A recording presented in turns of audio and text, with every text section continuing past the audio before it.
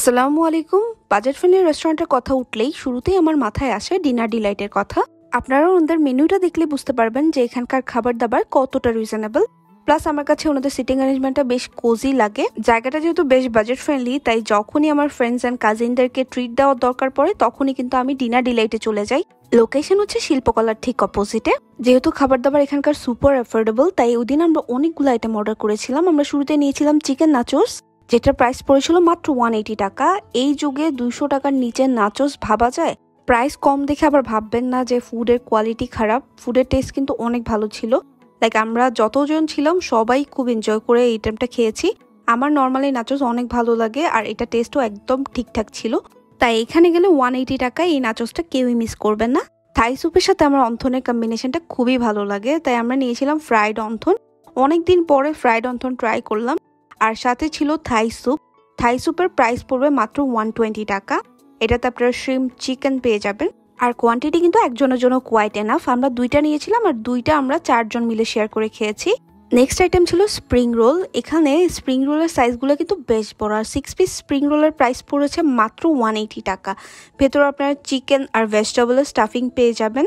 Spring রোলটা ketchup দিয়ে খেতে বেশ ভালো লাগছিল। বেসিক্যালি আপনাদের যদি বাংলা চাইনিজ পছন্দ হয়ে থাকে আমার মতো, তাহলে অবশ্যই এই জায়গাটা ভিজিট করবেন। নেক্সট আইটেম ছিল ফ্রাইড চিকেন। আমি যতই বড় হই না কেন আমার কাছে সব আইটেম একদিকে আর ফ্রাইড চিকেন একদিকে। এত বেশি পছন্দ আমার ফ্রাইড চিকেন।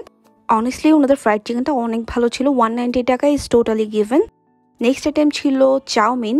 কার কার এরকম বাংলা চাইনিজ রেস্টুরেন্টের চাউমিন ভালো লাগে আমাকে জানাবেন। 190 টাকায় যে কোয়ান্টিটি দেয় ইজ এনাফ ফর 2 পারসন।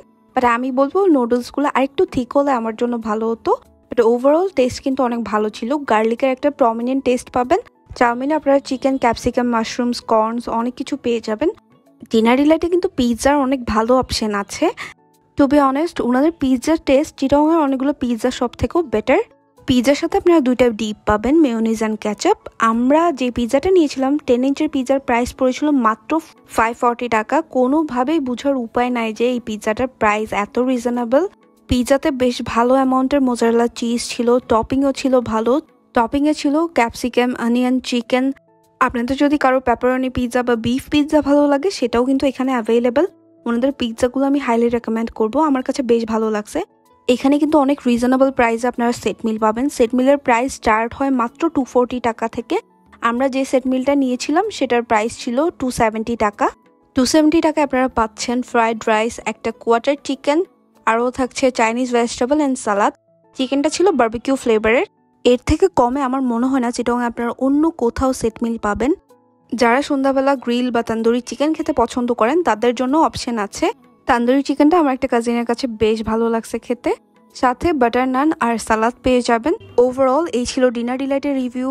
আমি বলবো যাদের বাংলা চাইনিজ পছন্দ প্লাস বাজেট ফ্রেন্ডলি প্লেস খুঁজছেন হ্যাং আউটের জন্য, তাদের জন্য এই জায়গাটা একদম পারফেক্ট হবে। ওই দিনের খাবার দাবারটা আমরা শেষ করি এই মজাদার কোল্ড কফিটা দিয়ে। ডিনার ডিলাইটের লোকেশন হচ্ছে শিল্পকলার ঠিক অপোজিটে। আপনারা যদি বাজেট ফ্রেন্ডলি প্লেস খুঁজে থাকেন এই জায়গাটা অবশ্যই ভিজিট করবেন। এছাড়া নেক্সট কোনো ভিডিওতে দেখা হচ্ছে। তখন সবাই ভালো থাকবেন, সুস্থ থাকবেন। আল্লাহ হাফেজ।